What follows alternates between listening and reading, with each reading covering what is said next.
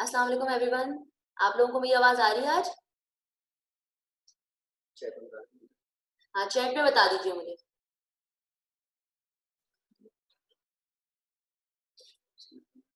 ये वाली है?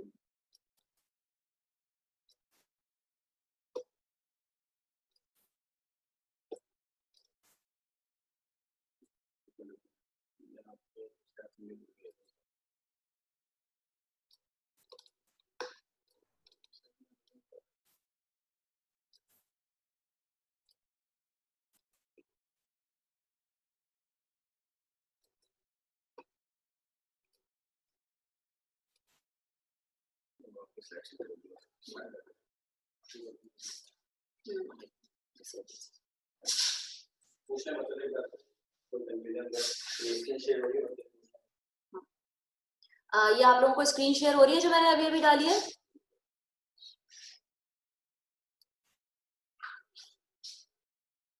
कह रहे हैं मिस आपकी आवाज नहीं आ रही है। बाकी सबको आवाज आ रही है ना मेरी?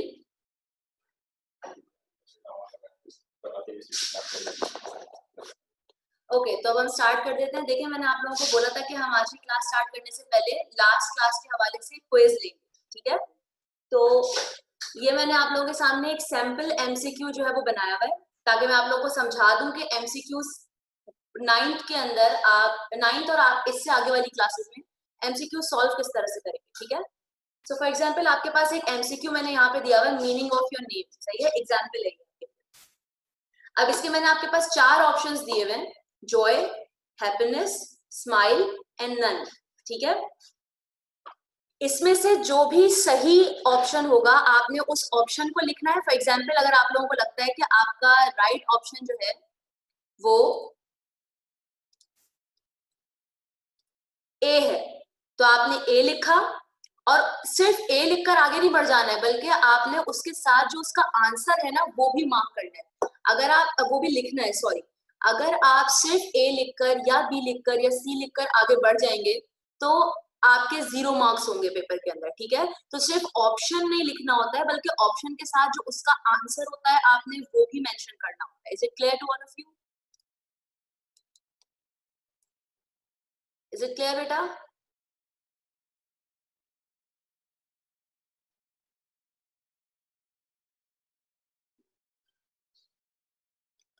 ओके,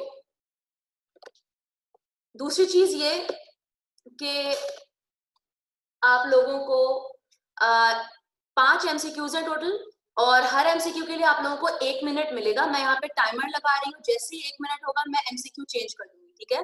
बिल्कुल ऐसे ही आपने एमसीक्यू सॉल्व करना है जैसे मैंने आपको बताया। पेपर पे लिखिएगा और क्लास के बाद उस पेपर की जो पिक्चर है वो ग्रुप पे सेंड कर दीजिएगा, ठीक है? तो अभी आपका टाइम स्टार्ट हो रहा है नाउ।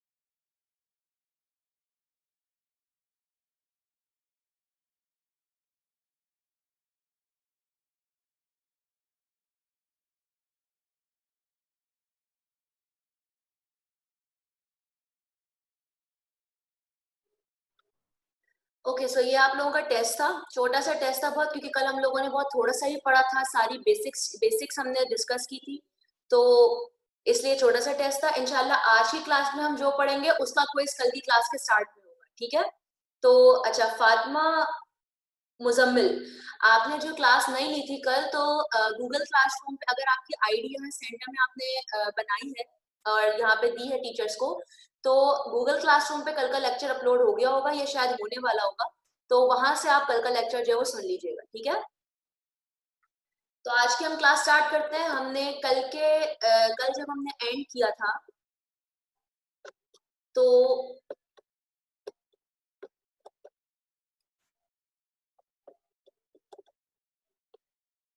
कल हमने मॉर्फोलॉजी डिस्कस करना शुरू किया था और टाइम अप हो गया था, तो हम यहीं से स्टार्ट करते हैं। तो मॉर्फोलॉजी के बारे में हम बात कर रहे थे बेटा कि एक ऐसी ब्रांच है बायो की जिसमें हम बॉडी के एक्सटर्नल स्ट्रक्चर के बारे में डिस्कस करते हैं। एक्सटर्नल स्ट्रक्चर क्या होता है? किसी भी ऑर्गेनिज्म को बाहर बाहर से स्टडी करना। बाहर में क्या आ जाता है? उसकी बॉडी शेप आ जाती है, उसका कलर आ जाता है, उसके अंदर क्या क्या बाहर फीचर्स हैं, कितनी टांगे हैं, कितनी आंखें हैं, या फॉर एग्जाम्पल कलर कैसा है, ठीक है, शेप कैसी है, साइज कैसा है, ये सारी की सारी चीजें कहाँ आ जाती है? बाहर। टेक्सचर कैसा है बाहर से, ये सब क्या कहलाता है? एक्सटर्नल बॉडी स्ट्रक्चर कहलाता है, ठीक है? तो किसी भी ऑर्गेनिज्म का एक्सटर्नल बॉडी स्ट्रक्चर स्टडी करना क्या कहलाता है? मॉर्फोलॉजी कहलाता है। अच्छा, अब मेरा आप लोगों से एक सवाल है, अगर मैं आपके सामने आकर खड़ी हो जाऊं, तो आप मुझे बाहर बाहर से पढ़ेंगे और आप क्या बोलेंगे? उसे मॉर्फोलॉजी बोलेंगे। लेकिन अगर किसी के लंग्स आपके हाथ में दे दिए जाएं और बोला जाए कि इसको बाहर से पढ़े, लंग्स को, और बोला जाए कि इसको बाहर से स्टडी करें, तो क्या वो भी मॉर्फोलॉजी कहलाएगा? चैट में बताया भाई, क्या वो मॉर्फोलॉजी कहलाएगा या नहीं? लंग्स आपकी बॉडी के अंदर पाए जाते हैं, तो अगर मैं लंग्स आपके हाथ में रख दूं, अपने फेफड़े निकाल के आपके हाथ में रख दूं और बोलूं इसको बाहर बाहर से स्टडी करें, तो क्या वो भी मॉर्फोलॉजी कहलाएगा या नहीं?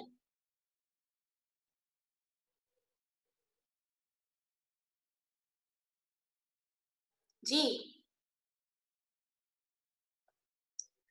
ओके, तो इंतहाई गलत जवाब। यहाँ डेफिनेशन में लिखा हुआ है कि एक्सटर्नल बॉडी स्ट्रक्चर या फिर external structure of any organ. देखें, जब ऑर्गन आपके हाथ में रख दिया जाएगा ना, तो फिर वो एक बॉडी है, ठीक है, वो एक पार्ट है बॉडी का। तो उसको जो बाहर बाहर से स्टडी करेंगे ना, कि उसका स्ट्रक्चर कैसा है, उसका कलर कैसा है, उसके अंदर उसकी शेप कैसी है, उसका साइज कैसा है, वो सारी की सारी चीजें भी मॉर्फोलॉजी में आएंगी, ठीक है? तो अगर आप किसी लिविंग बॉडी को स्टडी करते हैं बाहर से, या अगर आप किसी बॉडी ऑर्गन को या बॉडी स्ट्रक्चर को स्टडी करते हैं बाहर से, तो वो दोनों चीजें क्या कहलाती हैं? मॉर्फोलॉजी कहलाती है, ठीक है? Is it clear?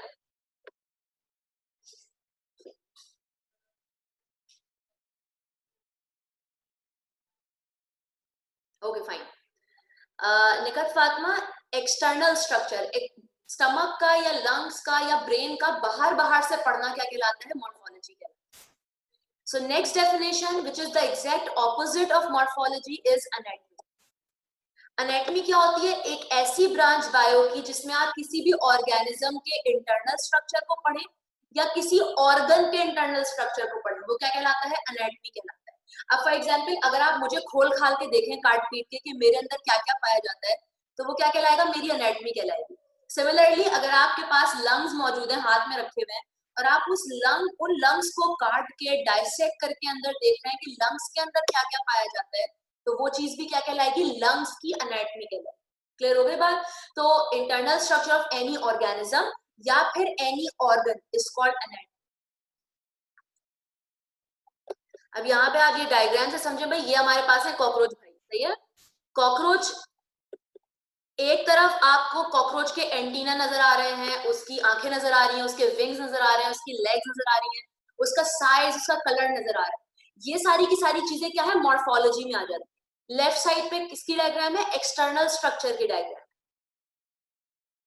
और जो लेफ्ट साइड, राइट साइड पे सॉरी, जो डायग्राम बनी हुई है, इसमें हमने कॉकरोच को खोल खाल दिया और इसके अंदर आपको पूरा कॉकरोच का डाइजेस्टिव सिस्टम नजर आ रहा है, सही है? तो ये जब हम अंदर से पढ़ रहे हैं कॉकरोच को, ये क्या कहलाएगी? इसकी एनाटॉमी कहलाएगी। क्लियर हो गई बात? निकट मैंने यही बताया है कि एक्सटर्नल स्ट्रक्चर को पढ़ना इज मॉर्फोलॉजी, एंड अगर हम उसको डाइसेक्ट कर दें, खोल दें और अंदर से पढ़ने लग जाए उस चीज को, तो वो क्या कहलाता है? एनाटॉमी कहलाता है। ओके, चले आगे।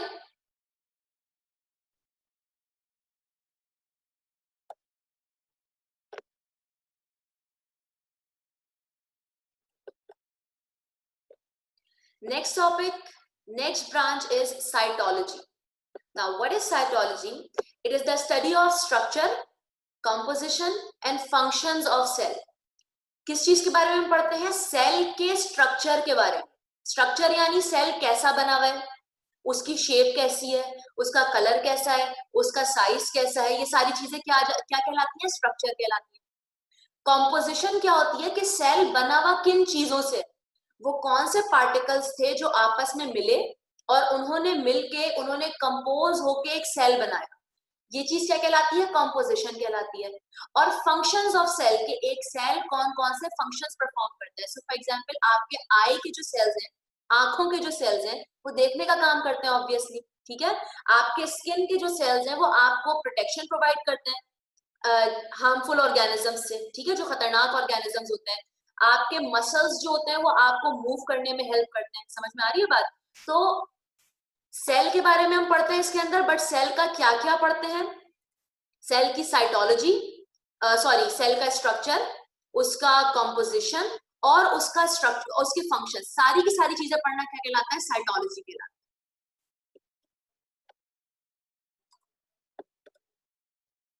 And that's why it is also called cell biology, जिसमें हम कंप्लीटली सेल के बारे में डिस्कस करते हैं ना। यहाँ पे एक डायग्राम मौजूद है जिसमें आप देख सकते हैं कि डिफरेंट टाइप्स के सेल्स मौजूद है। सो फॉर एग्जांपल, यहाँ फंक्शंस ऑफ सेल बेटा इस तरह से है ना कि आपकी आंखों के जो सेल्स है वो अलग है, वो देखने का काम करते हैं, ठीक है। आपके जो बोन्स के सेल्स हैं वो कैल्शियम वो आपको स्ट्रॉन्ग बनाते हैं, ठीक है, आपकी बॉडी को सपोर्ट प्रोवाइड करते हैं।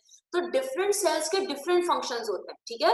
आपके जो मसल्स के सेल्स होते हैं वो मूवमेंट में हेल्प करते हैं। समझ में आ गई बात? तो इस तरह से डिफरेंट सेल्स के डिफरेंट फंक्शंस होते हैं हमारी बॉडी। और सिर्फ हमारी नहीं, प्लांट्स की बॉडी में भी जो डिफरेंट सेल्स होते हैं, जो रूट्स बना रहे हैं सेल्स, उनका अलग काम है। जो स्टेम बना रहे हैं उनका अलग काम है। जो लीव्स के अंदर सेल्स मौजूद है उनका डिफरेंट काम, ठीक है। तो हर सेल का स्ट्रक्चर, उसकी कॉम्पोजिशन और उसके फंक्शंस डिफरेंट होते हैं। उन सारी चीजों के बारे में स्टडी करना क्या कहलाता है? साइटोलॉजी। सो फॉर एग्जाम्पल, यहाँ पे आप देखें, ये हमारी बॉडी के कुछ सेल्स यहाँ पे मौजूद है, जिसमें से ये क्या मौजूद है? रेड ब्लड सेल्स, जो आपके ब्लड के अंदर मौजूद होते हैं। अच्छा, दोबारा बता देती हूँ मैं, नूरुलैन।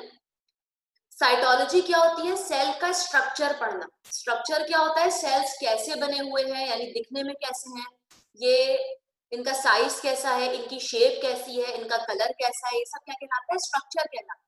कंपोजिशन क्या होती है? सेल्स बने हुए किन चीजों से, दुनिया के वो कौन से पार्टिकल्स थे, वो कौन से सब्सटेंसेस थे, वो कौन से कंपाउंड्स थे जो आपस में मिले और उन्होंने मिलके सेल बनाया, ये क्या कहलाती है? कॉम्पोजिशन। और फंक्शन क्या होता है कि डिफरेंट सेल कौन कौन से फंक्शंस परफॉर्म करते हैं, ठीक है। रूट के जो सेल्स होते हैं, प्लांट्स की जो रूट्स होती है, उनका काम क्या होता है? वो सॉइल से मिनरल्स को एब्सॉर्ब करते हैं, ठीक है।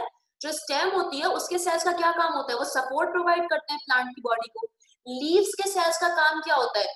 वो खाना बनाते हैं प्लांट का, सही है। तो डिफरेंट सेल्स के डिफरेंट फंक्शंस है। सिमिलरली यहाँ पे जो मैंने पिक्चर शो किया आपके सामने, इसमें मैंने जो ये सर्कल किया है रेड ब्लड सेल्स को, अब ये रेड ब्लड सेल्स हमारे खून में मौजूद होते हैं, ठीक है।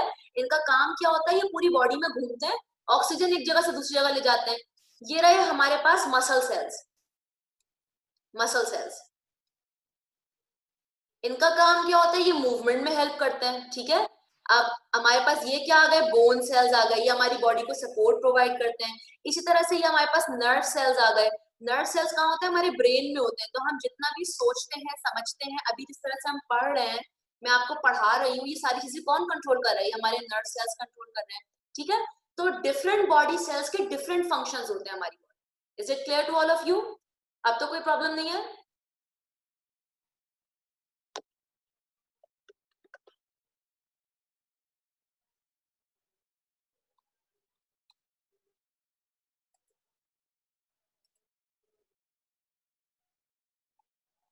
Okay, fine.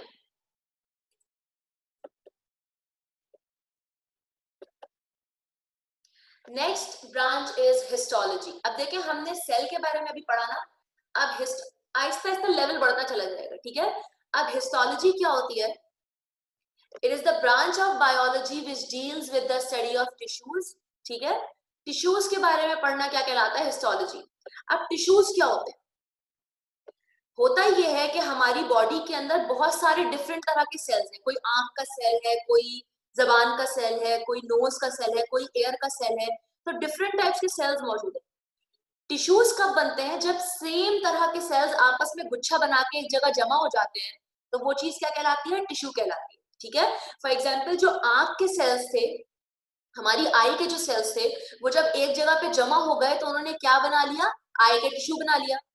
इसी तरह से जो हमारे स्टमक के सेल्स थे, जब वो एक जगह पे जमा हो गए तो उन्होंने स्टमक के टिश्यूज बना लिए, ठीक है। तो जब सेम तरह के सेल्स, ये बात याद रखिएगा, कभी भी टिश्यूज की डेफिनेशन में ये मत बोलिएगा कि cells combine to form a tissue. No, that's not the correct answer. हमेशा ये जवाब दीजिएगा सिमिलर टाइप ऑफ सेल्स। जब सेम तरह के सेल्स एक जगह पे इकट्ठा हो जाए, एक जगह पे जमा हो जाए, तो उस चीज को क्या कहा जाता है? टिश्यूज कहा जाता है। यहाँ पे मैंने ये एक पिक्चर है, तो हमारे पास एग्जाम्पल मौजूद है मसल सेल की, ठीक है। ये हमारे पास एक सेल है, सिर्फ एक सेल है।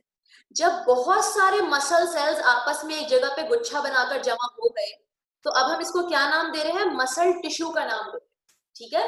तो सेम तरह के सेल्स, ये एक सेल था, इसी के जैसे जब बहुत सारे सेल्स आपस में मिल गए तो उन्होंने क्या बना लिया? मस्कुलर टिश्यू बना लिया।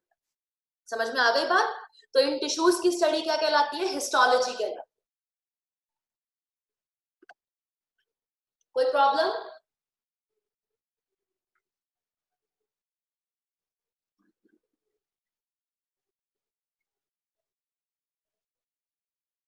Okay, excellent. Now, next definition, physiology. अब फिजियोलॉजी क्या होता है बेटा?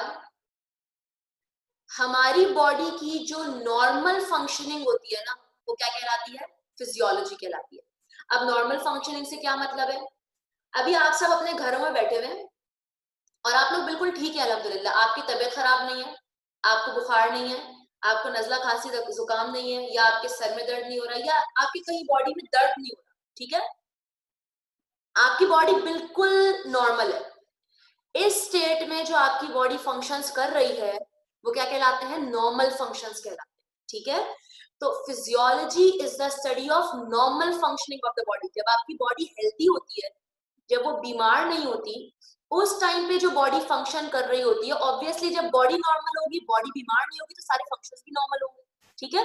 तो जब आपकी बॉडी बिल्कुल हेल्दी है, उस कंडीशन में आपकी बॉडी जो भी फंक्शंस परफॉर्म करती है, वो क्या कहलाता है? फिजियोलॉजी कहलाता है। Is it clear? तो physiology is the study of normal functioning of the body. अब अगर नॉर्मल फंक्शनिंग की एक स्टडी है, तो एबनॉर्मल फंक्शनिंग की भी एक स्टडी होगी, ठीक है। जो आपके कोर्स का पार्ट तो नहीं है, बट मैंने यहाँ पे ऐसे ही जनरल नॉलेज के लिए एक स्टेटमेंट डाला हुआ है, तो आप लोग वो देख लीजिए कि एबनॉर्मल फंक्शनिंग को क्या कहा जाता है बेटा? पैथोलॉजी कहा जाता है। ये आपके कोर्स का पार्ट नहीं है। आप लोग याद रखना चाहें रखें, नहीं रखना चाहते आपकी मर्जी, कोई मसले की बात नहीं है। सिर्फ जनरल नॉलेज के लिए मैंने बता दिया है कि नॉर्मल फंक्शनिंग को क्या कहा जाता है? फिजियोलॉजी। तो एबनॉर्मल फंक्शनिंग, यानी एबनॉर्मल फंक्शनिंग का मतलब क्या है? जब आप बीमार हो, जब आपको बुखार हो गया, जब आपके फॉर एग्जाम्पल किसी को अगर खुदा ना खास्ता कैंसर हो, या खुदा ना खास्ता अगर किसी को कोई स्टमक में मसला हो गया, गले में मसला हो गया, कोई भी मसला हो गया, तो अगर बॉडी बीमार हो जाती है, उस कंडीशन में जो फंक्शनिंग होती है उसे एबनॉर्मल फंक्शनिंग कहा जाता है, और उसकी स्टडी क्या कहलाती है? पैथोलॉजी कहलाती है, ठीक है। आपके कोर्स में सिर्फ और सिर्फ फिजियोलॉजी को डिस्कस किया हुआ है, तो अगर आप फिजियो की डेफिनेशन में ये लिख देते हैं कि it is the study of functioning of the body, अगर नॉर्मल का वर्ड यूज नहीं करते तो इट्स कंप्लीटली फाइन, कोई मसला नहीं है इसमें, ठीक है। क्योंकि आपके कोर्स में पैथोलॉजी डिस्कस नहीं हुई है, तो अगर आप नॉर्मल फंक्शनिंग का वर्ड नहीं यूज करते तब भी कोई मसले की बात नहीं है। क्लियर हो गई बात? कोई क्वेरी, कोई मसला?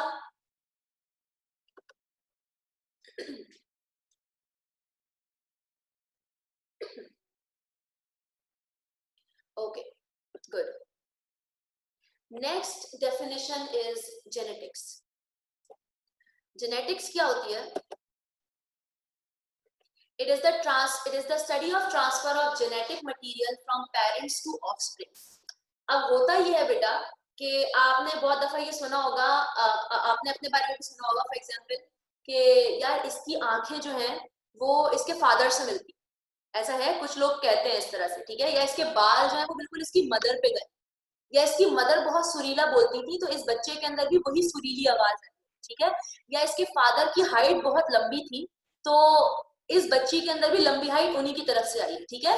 तो बेसिकली होता क्या है कि हमारा, अच्छा ये आपने नहीं सुना फातिमा मुजम्मिल ऐसा होता है, वैसे हमारे पेरेंट्स से हमारे अंदर कुछ चीजें आती हैं, ठीक है। तो जेनेटिक्स क्या होती है कि वो चीजें जो हमारे पेरेंट्स से हमारे अंदर ट्रांसफर हुई हैं in the form of DNA, वो क्या कहलाती है, उसकी स्टडी क्या कहलाती है, जेनेटिक्स कहलाती है। तो जेनेटिक्स के अंदर हम जेनेटिक मटेरियल को पढ़ते हैं। जेनेटिक मटेरियल क्या है, डीएनए, और हम डीएनए में क्या देखते हैं कि कौन कौन सी जीन्स आई हैं। फॉर एग्जाम्पल किसी की आई का कलर, अगर किसी की मदर की आई का कलर लाइट ब्राउन है तो हो सकता है उनके ऑफस्प्रिंग्स में से भी कुछ के आई कलर लाइट ब्राउन हो, ठीक है। तो ये जो पेरेंट्स से ट्रेड्स आते हैं हमारे अंदर, इनकी स्टडी क्या कहलाती है बेटा, जेनेटिक्स कहलाती है, ठीक है। और कौन सा मटेरियल है जो ट्रेड लेकर आता है पेरेंट्स से, जेनेटिक मटेरियल कहलाता है, which is also known as DNA, deoxyribonucleic acid, ठीक है। ये नेक्स्ट पेज पे ये डायग्राम में दिखाया हुआ है, ये है आपका हंसता मुस्कुराता हुआ डीएनए, क्योंकि हम सबके अंदर अच्छा वाला डीएनए आया है तो हमारा डीएनए हंस मुस्कुरा रहा है, ठीक है। और ये नेक्स्ट डायग्राम में दिखाया हुआ है कि कैसे फादर और मदर अपना अपना डीएनए जो है वो इस बच्चे को पकड़ा रहे हैं कि भाई आधा तुम ले लो हमारी तरफ से, आधा तुम ले लो हमारी तरफ से, ठीक है। तो एक ऑफस्प्रिंग के अंदर आधे कैरेक्टर्स फादर की तरफ से आते हैं, उनका डीएनए देता है, और आधे कैरेक्टर्स जो होते हैं वो मदर की तरफ से आते हैं, उनका डीएनए कुछ कैरेक्टर्स दे रहा होता है। तो उन कैरेक्टर्स की स्टडी क्या कहलाती है बेटा, जेनेटिक्स कहलाती है। क्लियर हो गई बात सबको, कोई प्रॉब्लम?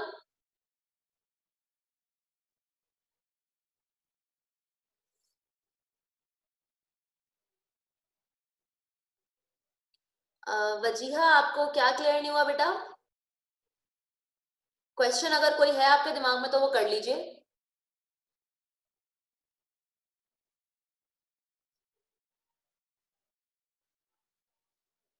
वजीहा अगर कोई क्वेश्चन है आपका तो आप वो चैट पे लिख दीजिए, मैं उसको क्लियर कर दूंगी।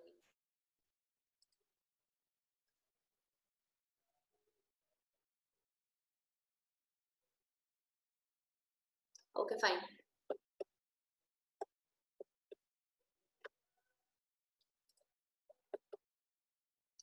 So next topic is embryology, next branch is embryology.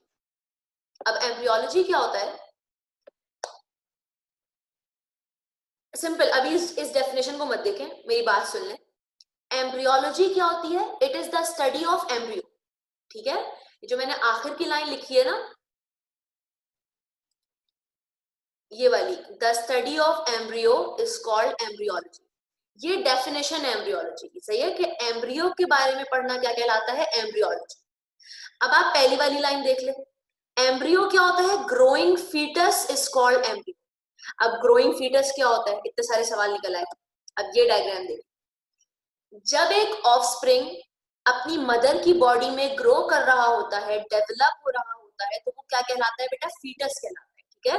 ये जो मैंने यहाँ पे वर्ड फीटस यूज किया हुआ है, ये रहा, ये फीटस क्या होता है, जो ऑर्गेनिज्म जब अपनी मदर की बॉडी के अंदर ग्रो कर रहा होता है, ये देखिए ये पहले ऐसा था, फिर ऐसा हुआ, फिर आहिस्ता आहिस्ता ऐसा, फाइनली लास्ट स्टेज देखिए बिल्कुल इंसानों वाली लग रही है, ठीक है।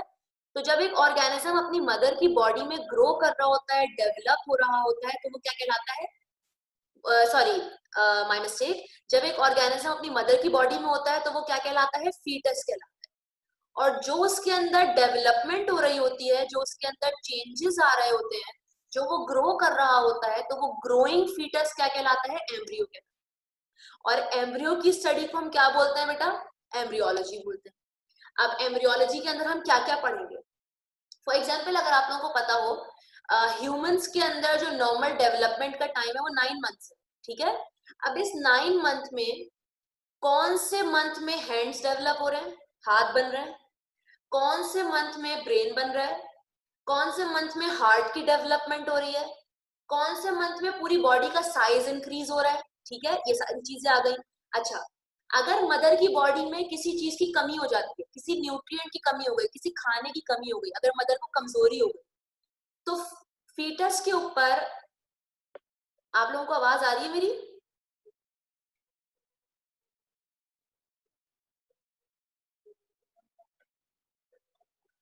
आवाज आ रही है बेटा आप लोगों को मेरी? ओके ओके ओके, ठीक है। तो फीटस क्या होता है? मदर की बॉडी के अंदर जो ऑर्गेनिज्म है वो फीटस है, जो वो ग्रो कर रहा है, तो growing foetus is called embryo. अब एम्ब्रियोलॉजी के अंदर एम्ब्रियो के बारे में क्या क्या पढ़ रहे हैं कि कौन से मंथ में कौन सी जो कौन से मंथ में कौन सा पार्ट जो है बॉडी का वो ग्रो कर रहा है, ठीक है, कौन से मंथ में हैंड्स डेवलप हो रहे हैं, ब्रेन डेवलप हो रहा है, कौन से मंथ में क्या क्या हो रहा है। और अगर मदर में किसी चीज की कमी हो गई, कमजोरी हो गई, तो उससे फीटस के अंदर क्या क्या बीमारियां हो सकती हैं। आपको पता है बहुत से फीटस ऐसे होते हैं जो बगैर हाथों के पैदा होते हैं, बहुत से फीटस ऐसे होते हैं जिनका साइज बहुत ही छोटा होता है, इतना छोटा कि वो जिंदा ही नहीं रह पाते। बहुत से फीटस का साइज इतना बड़ा होता है बर्थ के टाइम पे कि वो ज्यादा वेट होने की वजह से उनकी डेथ हो जाती है। तो उनकी सारी की सारी जो बीमारियां होती है ना बेटा, वो भी हम किसके अंदर पढ़ते हैं? एम्ब्रियोलॉजी में ही पढ़ते हैं। समझ में आ गई बात? तो it is the study of embryo. चलिए हम आगे, कोई इशू, कोई सवाल तो नहीं है?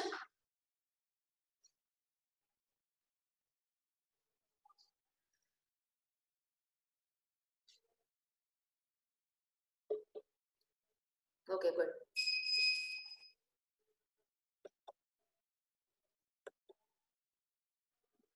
Next definition is ecology. अब इकोलॉजी क्या होता है? It is the study of relationship in between living organisms with their non-living environment. अगर आप लोगों को याद हो तो हम लोगों ने बायो की डेफिनेशन में यही पढ़ा था ना कि it is the study of living organism and those non living things which affect their lives, ठीक है। ऐसे ये बायो किसकी स्टडी है? Living organisms. और ऐसी नॉन लिविंग थिंग्स की जो लिविंग ऑर्गेनिजम्स पर असरअंदाज होती है, ठीक है। तो इकोलॉजी के अंदर बेसिकली हम रिलेशनशिप ही पढ़ रहे होते हैं लिविंग ऑर्गेनिजम्स का उनके नॉन लिविंग एनवायरनमेंट के साथ। फॉर एग्जाम्पल यहाँ पे, अच्छा ये देख लीजिए पहले कि इकोलॉजी को इसीलिए एनवायरमेंटल बायोलॉजी भी कहा जाता है, ठीक है। यहाँ पे अभी आप पिक्चर देख लीजिए, ये एक पूल की पिक्चर है, सही है, पॉन्ड कह लें, पॉन्ड की पिक्चर है, जहाँ पे लिविंग ऑर्गेनिजम्स में कौन कौन मौजूद है? फ्रॉग मौजूद है, वन सेकेंड, ये रहा फ्रॉग, ये आपके पास टेडपोल आ गए, ठीक है, फ्लाइज मौजूद है आपके पास, फिशेस मौजूद है, और ये आपके पास स्नेल आ गया। तो लिविंग ऑर्गेनिजम्स आपके पास मौजूद हैं। अब इनका क्या क्या रिलेशन है? फॉर एग्जाम्पल सन के साथ, ग्रास के साथ, वाटर के साथ, जो भी इनका रिलेशन है ना अपने खाने के साथ, सूरज के साथ, इनके अपने रहने सहने की जगह के साथ, वो पूरा का पूरा रिलेशन जो होता है ना बेटा, उसकी स्टडी क्या कहलाती है? इकोलॉजी, ठीक है। लिविंग ऑर्गेनिज्म का उनके नॉन लिविंग एनवायरनमेंट से जो भी रिलेशन है उसकी स्टडी क्या कहलाती है हमारे पास? इकोलॉजी कहलाती है। कोई क्वेश्चन?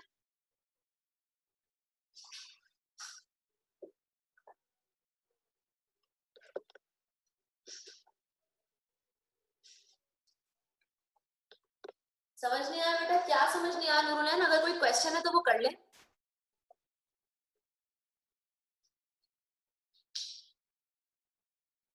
ओके मैं समझा देती हूँ, फिर से समझा देती हूँ। देखें, बायो की डेफिनेशन तो याद है ना? बायो की डेफिनेशन में हमने यही पढ़ा था ना कि लिविंग ऑर्गेनिज्म की स्टडी और नॉन लिविंग थिंग्स जो उन पर असरअंदाज हो रहे होते हैं उनकी स्टडी, ठीक है। तो इकोलॉजी के अंदर देखिए, हम जो लिविंग ऑर्गेनिजम्स है ना, हमारा अपने एनवायरनमेंट के साथ एक रिलेशन, कैसा रिलेशन है आप इस तरह से समझे, अभी आजकल जो बहुत चुभती हुई चिंघाड़ती हुई गर्मी पड़ रही थी, उसमें हम कैसे तिलमिला रहे थे, अजीबोगरीब माहौल हो रहा था हमारी बॉडी का, ठीक है। वो हमारा एक रिलेशन है सन के साथ। सूरज अगर हद से ज्यादा तेज रोशनी फेंके हमें तब भी मसला होता है, और अगर सूरज बिल्कुल ही छुप जाए हमें तब भी मसला होता है। हमें नॉर्मल सूरज चाहिए, ठीक है। इस तरह से पानी की अगर आप बात ले लें, पानी अगर जरूरत से तक कम हो जाए, बारिशें बिल्कुल ही ना हो, तो भी हमारे लिए मसले की बात है। और अगर सैलाब आ जाए, पागलों की तरह पानी आ जाए हमारे शहर में, तो भी हमारे लिए मसले की बात है। तो हमारा एक रिलेशन है हमारे एनवायरनमेंट के साथ, ठीक है। अब वो फायदे का रिलेशन भी है, वो नुकसान का भी रिलेशन है। तो उस रिलेशनशिप की स्टडी जो होती है ना बेटा, वो क्या कहलाती है? इकोलॉजी कहलाती है, और इसे हम एनवायरमेंटल बायोलॉजी भी कहते हैं। अब समझ में आया आप लोगों को?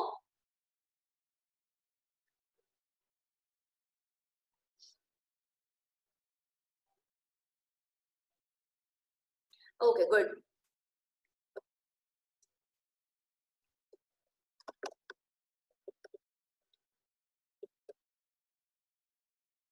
Next branch is palaeontology. Palaeontology क्या है बेटा?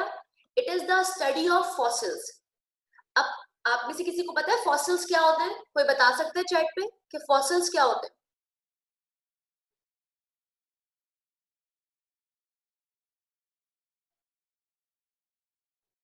Anyone?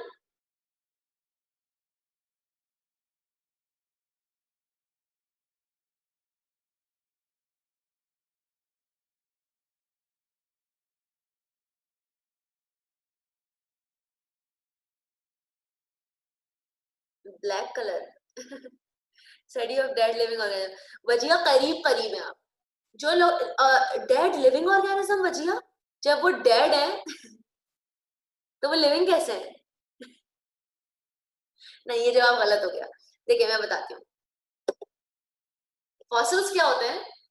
Remains of extinct organisms are called fossils. अब देखें, वो ऑर्गेनिज्म जो इस दुनिया से चले गए, इंतकाल हो गया जिनका, जिनकी रूह परवास कर गई। फॉर एग्जाम्पल आपने नाम सुना होगा डायनासोर्स, नाम सुना है ना? तो इसी तरह से वो ऑर्गेनिजम्स जो इस दुनिया से बिल्कुल खत्म हो चुके हैं, हमारे पास उनकी जो बाकियात मौजूद है ना, रिमेन्स का मतलब क्या होता है? उनकी बाकियात। आपने सुना है ना कि हमारे पास, हमें डायनासोर्स के बहुत सारे ढांचे मिले हैं, उनके रिमेन्स। हमने तो कभी नहीं देखा डायनासोर्स को। जब इंसान आया उससे पहले सारे डायनासोर्स खत्म हो चुके थे। तो हमें कैसे पता चला कि डायनासोर इस दुनिया में एग्जिस्ट करते थे? क्योंकि हमें उनकी बाकियात मिली है, हमें उनके रिमेन्स मिले। तो remains of extinct organisms are called fossils. ठीक है। फॉसिल्स क्या है? जो हमारे, जो ऑर्गेनिज्म बिल्कुल इस दुनिया से चले गए, जिनकी रूह कफस से अंसरी से परवास कर चुकी है, उनकी जो बाकियात मिलती है बेटा हमें, वो क्या कहलाती है? फॉसिल्स कहलाती है।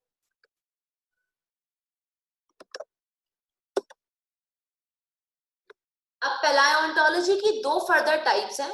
एक है पैलायोबॉटनी और दूसरी है पैलायोजोलॉजी। अब आपने बॉटनी पढ़ा है ना, प्लांट्स की स्टडी। तो पैलायोबॉटनी क्या होगा? Study of plant fossils. वो प्लांट्स जो इस दुनिया से चले गए, अब इस दुनिया में नहीं पाए जाते, उनकी स्टडी क्या कहलाती है बेटा? पैलायोबॉटनी। और यहाँ पे हमारे पास एक एग्जांपल मौजूद है, राइनिया। राइनिया एक प्लांट है जो अब इस दुनिया में नहीं पाया जाता। सबसे पहले जो प्लांट्स आए थे ना, सबसे शुरू शुरू के प्लांट्स, उनमें से एक प्लांट था राइनिया।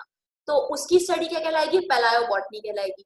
इसी तरह से पैलायोजोलॉजी क्या है? Study of animal fossils. Animal के फॉसिल्स के बारे में पढ़ना, जिसमें डायनासोर्स आ जाते हैं।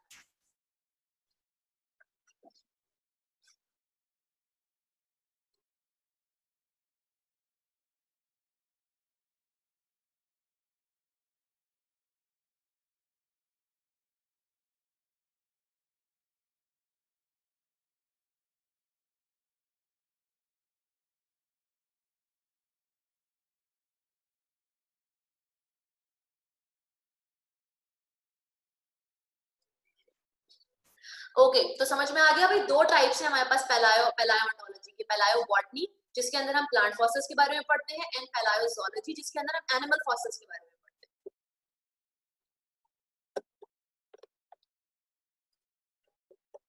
यहाँ पे देख ले भाई, ये दो पिक्चर्स आपके पास मौजूद है, ये प्लांट फॉसिल्स और एनिमल फॉसिल्स की है, ठीक है। राइनिया प्लांट और डायनासोर की ये पिक्चर है, जो अब इस दुनिया में नहीं पाए जाते, हमें इनके रिमेन्स मिले, ठीक है। कोई क्वेश्चन तो नहीं है बेटा?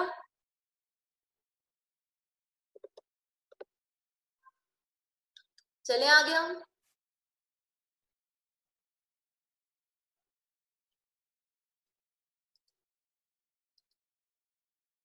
अच्छा, थैंक यू इकरा। चलिए, next branch is taxonomy. Taxonomy क्या है? It is the study of identification, naming and classification of living organisms into different groups on the basis of similarity and dissimilarity. अब समझे इस चीज को, बड़ी लंबी चौड़ी डेफिनेशन है, रट्टाफाई नहीं करना है आपने, इसको समझ ले। जब भी आपके पास कोई नया ऑर्गेनिज्म आता है, आपके सामने एक ऑर्गेनिज्म आ गया और आपने उसको पहले कभी भी नहीं देखा, तो सबसे पहले आप उसको क्या करते हैं बेटा? आइडेंटिफाई करते हैं। आइडेंटिफाई करने का मतलब क्या होता है? आप उसको पहचानते हैं कि वो कौन सा ऑर्गेनिज्म है, वो कैसा ऑर्गेनिज्म है, उसका स्ट्रक्चर कैसा है, उसका कलर कैसा है, उसकी प्रॉपर्टीज कैसी है, ठीक है? तो आप सबसे पहले उस ऑर्गेनिज्म को आइडेंटिफाई करते हैं। आइडेंटिफाई करने के बाद आप उसको अपनी पसंद का एक नाम देते हैं, कोई भी प्यारा सा, ठीक है? और उसके बाद आप उसको क्या करते हैं? डिफरेंट ग्रुप्स के अंदर क्लासिफाई करते हैं। किस बेसिस पे क्लासिफाई करते हैं? On the basis of similarity and dissimilarity, यानी जिस ग्रुप से उसके फीचर्स मिल रहे होंगे, आप उस ऑर्गेनिज्म को उस ग्रुप के अंदर रख देंगे, ठीक है?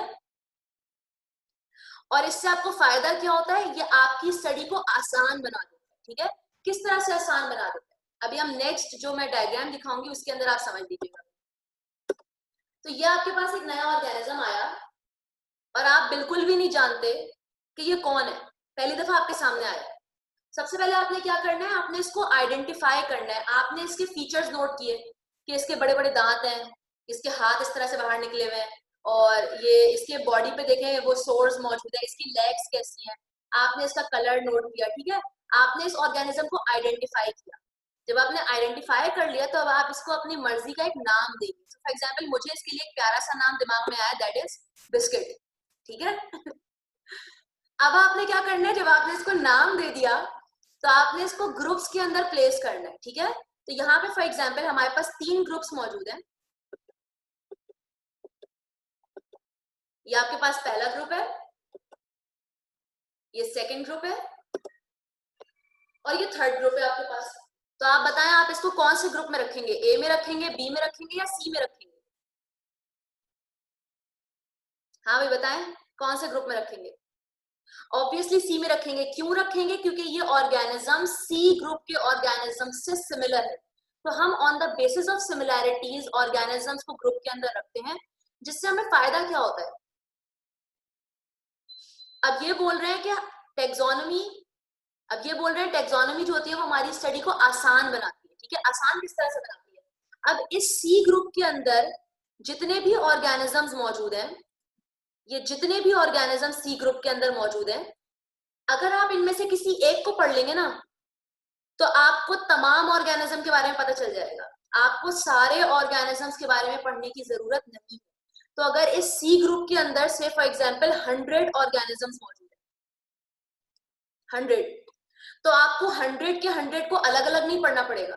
आप किसी एक को पढ़ लेंगे तो आपने बाकी के 99 ऑर्गेनिजम्स को ऑटोमेटिकली पढ़ लिया। अब साइंसदानों को पता था कि आजकल का बड़ा मसरूफ दौर होगा, और इस दौर में बच्चों को व्हाट्सएप भी यूज करना होगा, फेसबुक भी यूज करना होगा, उनके पास ट्विटर भी होगा, उनके पास यूट्यूब भी होगा। इतना कहाँ टाइम होगा उनके पास कि वो 100 ऑर्गेनिजम्स को स्टडी करें। तो उन्होंने ऑर्गेनिजम्स को क्लासिफाई कर दिया डिफरेंट ग्रुप्स में, ताकि वो किसी एक को अगर स्टडी कर लें तो बाकी के 99 को ऑलरेडी डिस्कस कर लिया उन्होंने, ठीक है? तो हमारी स्टडी आसान हो जाती है। कोई क्वेश्चन?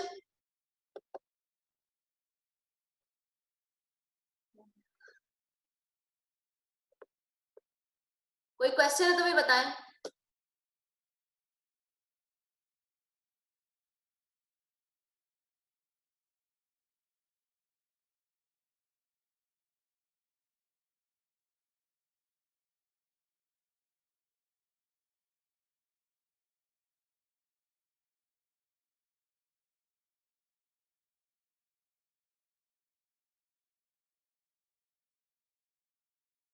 मैं उसी के लिए खड़ा हूँ।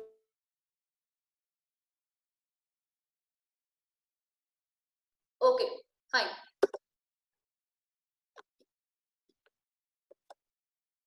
नेक्स्ट हमारे पास जो डेफिनेशन है बेटा, ये थोड़ी सी ट्रिकी डेफिनेशन है, ये आप लोगों को थोड़ा दिमाग लगा के समझनी पड़ेगी। Next topic is biochemistry. Biochemistry क्या होता है? एज द नेम सजेस्ट कि it is the combination of biology plus chemistry, ठीक है? यानी केमिस्ट्री की स्टडी को हम पढ़ेंगे लिविंग ऑर्गेनिजम्स के अंदर, तो वो क्या कहलाएगा? बायोकेमिस्ट्री कहलाएगा। अब केमिस्ट्री की कौन कौन सी स्टडीज हैं जो हम लिविंग ऑर्गेनिजम्स में पढ़ेंगे? It is the study of biomolecules, and chemical reactions occurring in a living body, ठीक है। बायोकेमिस्ट्री के अंदर हम बायोमोलिक्यूल्स के बारे में पढ़ते हैं, और केमिकल रिएक्शंस वो केमिकल रिएक्शंस नहीं जो लैब में हो रहे होते हैं, बल्कि वो केमिकल रिएक्शंस जो हमारी बॉडी के अंदर हो रहे होते हैं, उनके बारे में पढ़ना क्या कहलाता है बेटा, बायोकेमिस्ट्री कहलाता है। अब हम दोनों को एक साथ पढ़ लेते हैं कि बायोमोलिक्यूल्स क्या होते हैं और केमिकल रिएक्शंस कौन कौन से होते हैं। तो नंबर 1 आर बायोमोलिक्यूल्स। बायोमोलिक्यूल्स की डेफिनेशन क्या होती है? Bio means life and molecules मतलब पार्टिकल्स, सब्सटेंसेस। तो ऐसे पार्टिकल्स या ऐसे सब्सटेंसेस जो लिविंग ऑर्गेनिज्म को बनाने में पार्ट लेते हैं वो क्या कहलाते हैं? बायोमोलिक्यूल्स कहलाते हैं। जिसमें हमारे पास कौन कौन से आ जाते हैं? Number 1 carbohydrates. कार्बोहाइड्रेट्स को आम जबान में आप क्या बोलते हैं? शुगर्स बोलते हैं, ठीक है। हम इन सब के बारे में डिटेल में पढ़ेंगे चैप्टर नंबर 9 के अंदर, तो परेशान होने की जरूरत नहीं है, अभी सिर्फ नाम आप लोग समझ लीजिए, हम डिटेल में पढ़ेंगे इनके बारे में इंशाल्लाह। तो कार्बोहाइड्रेट सबसे पहले है, जिसमें हमारे पास मोस्ट कॉमनली हम इनको शुगर्स बोलते हैं। प्रोटीन क्या होते हैं? Nitrogenous compounds. नाइट्रोजन गैस के बारे में सुना है आप लोगों ने? एक गैस एनवायरनमेंट में पाई जाती है जो कहलाती है नाइट्रोजन गैस। फराज अहमद, अब आवाज आ रही है आपको क्या?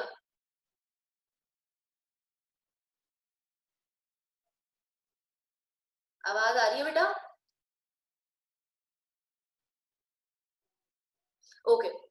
तो प्रोटीन्स जो होते हैं वो नाइट्रोजनस कंपाउंड्स, यानी ऐसे कंपाउंड्स जिनके अंदर नाइट्रोजन मिक्स हुई भी होती है, तो वो प्रोटीन कहलाते हैं।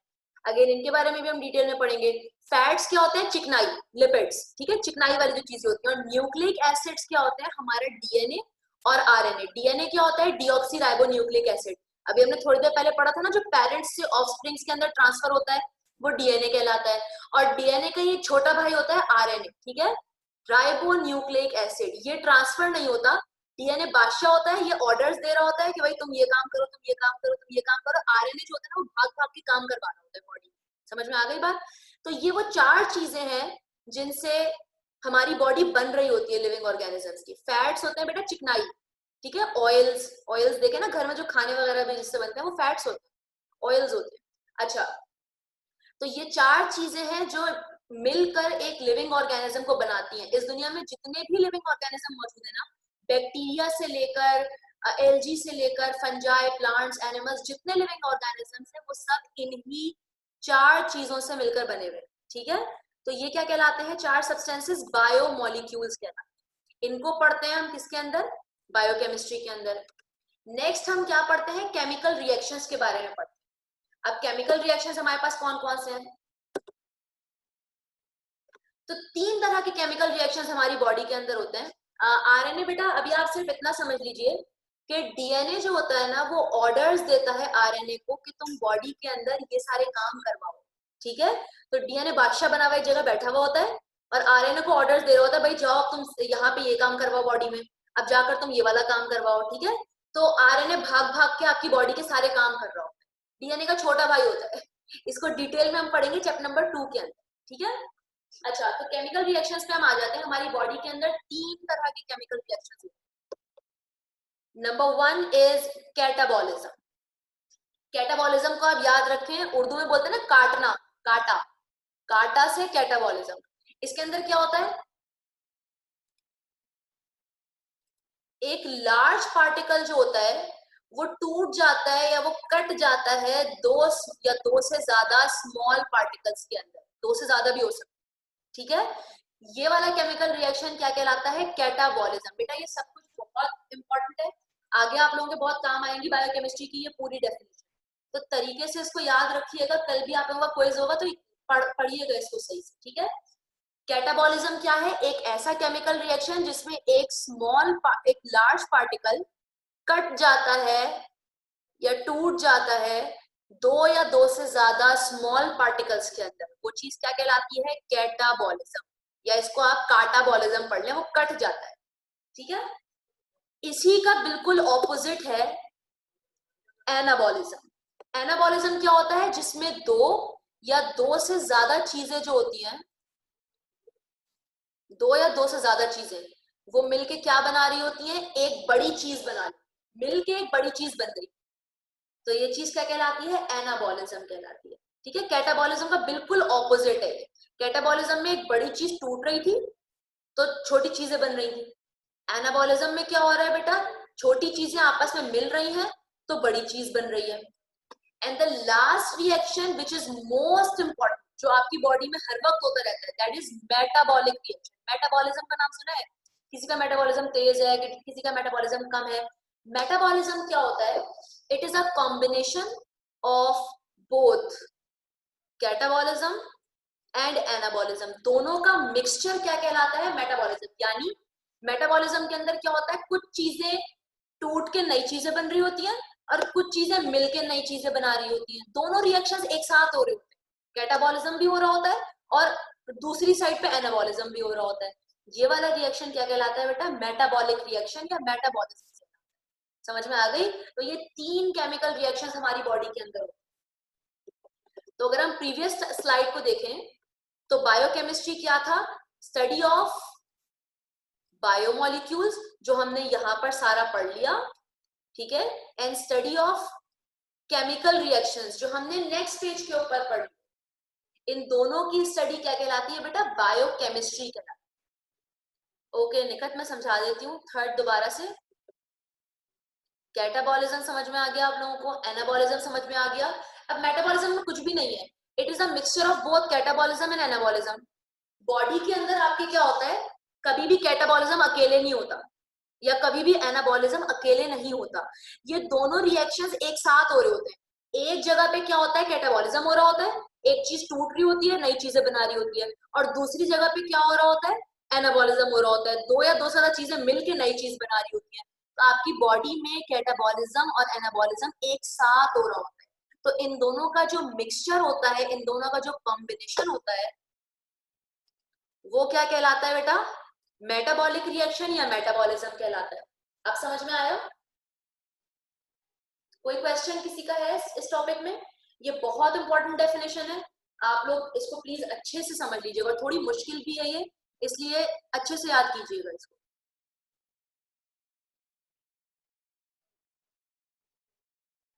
थैंक यू बेटा।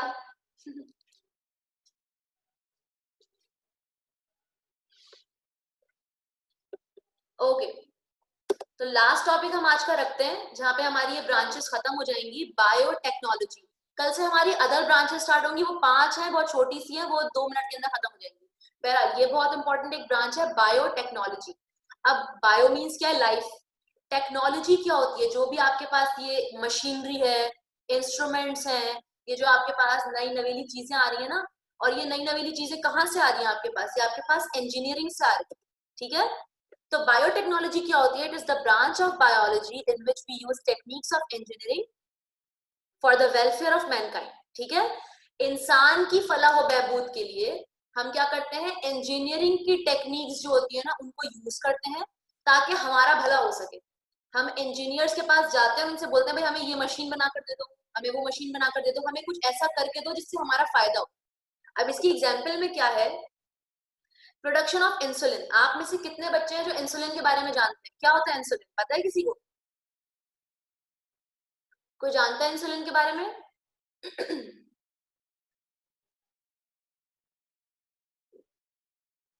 जो जानता है बड़ी अच्छी बात है, जो नहीं जानते उनको मैं बता देती हूँ। इंसुलिन क्या होता है बेटा? जो शुगर के पेशेंट्स होते हैं ना, उनको ये दवा के तौर पे दिया जाता है। ये दवा है शुगर के पेशेंट्स, ठीक है। अब ये बनती कैसे है? बैक्टीरिया के अंदर हम क्या करते हैं, अपना डीएनए इंजेक्ट कर देते हैं। हमारा डीएनए जो होता है ना, वो हम बैक्टीरिया के अंदर इंजेक्ट कर देते हैं।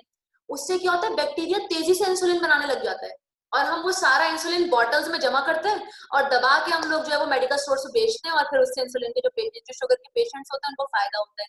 ये चीज हम किसके थ्रू कर रहे हैं? हम ये इंजीनियरिंग के थ्रू कर रहे हैं, बायोटेक्नोलॉजी के थ्रू कर रहे हैं। और इसकी एक सबसे आसान एग्जाम्पल है कि आपने देखा होगा मिल्क को यूज करते हुए डेयरी प्रोडक्ट्स को बनाया जाता है। जो बटर होता है, जो चीज होता है, जो योगर्ट होता है, वो मिल्क को यूज करते हुए बनाया जाता है, ठीक है। ये भी किसकी एग्जाम्पल है बेटा? बायोटेक्नोलॉजी की एग्जाम्पल है। हम इंजीनियरिंग की टेक्निक्स को यूज करते हैं, मिल्क के ऊपर हम उसको अप्लाई करते हैं, तो वो कन्वर्ट हो जाता है डिफरेंट डेयरी प्रोडक्ट्स के अंदर। So it is another example of biotechnology. Clear हो गई बात? इंसुलिन फिर से समझा देती हूँ। बैक्टीरिया के अंदर क्या करते हैं, हम अपना डीएनए इंजेक्ट कर देते हैं। इंसुलिन क्या होता है? शुगर के जो पेशेंट्स होते हैं ना बेटा, उनको दवा के तौर पे दिया जाता है इंसुलिन। अब बनता कैसे है ये, हमारी बॉडी में वैसे तो ये नॉर्मली भी बन रहा होता है लेकिन बहुत कम बनता है। तो हम क्या करते हैं, ज्यादा बनाने के लिए हम अपना डीएनए निकालते हैं और उसको इंजेक्ट कर देते हैं, उसको ऐड कर देते हैं बैक्टीरिया के अंदर, जिससे बैक्टीरिया का डीएनए जो होता है ना वो तेजी के साथ इंसुलिन बनाने लग जाते हैं। और वो सारा इंसुलिन हम अपने पास जमा करते हैं, बॉटल्स में भरते हैं और मेडिकल स्टोर से बेच देते हैं। ठीक है, इससे हमें फायदा ही हो रहा है ना, सारे शुगर के पेशेंट्स वही इंसुलिन यूज करते हैं। तो ये बायोटेक्नोलॉजी से हमें फायदा मिल रहा है। अब क्लियर हुआ?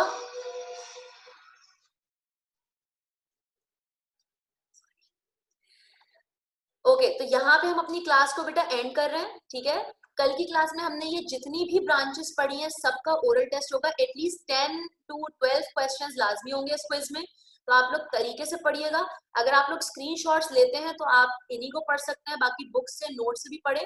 और दूसरी चीज ये कि लिखिएगा जरूर, इन चीजों को लिखना मत छोड़े वरना आप लोग लिखना भूल जाएंगे इतने टाइम। ठीक है, तो सिर्फ स्क्रीनशॉट्स मत लेते रहिएगा और सही से पढ़िएगा। कल की क्लास में फिर इंशाल्लाह मुलाकात होगी। सही है भाई, अल्लाह हाफिज।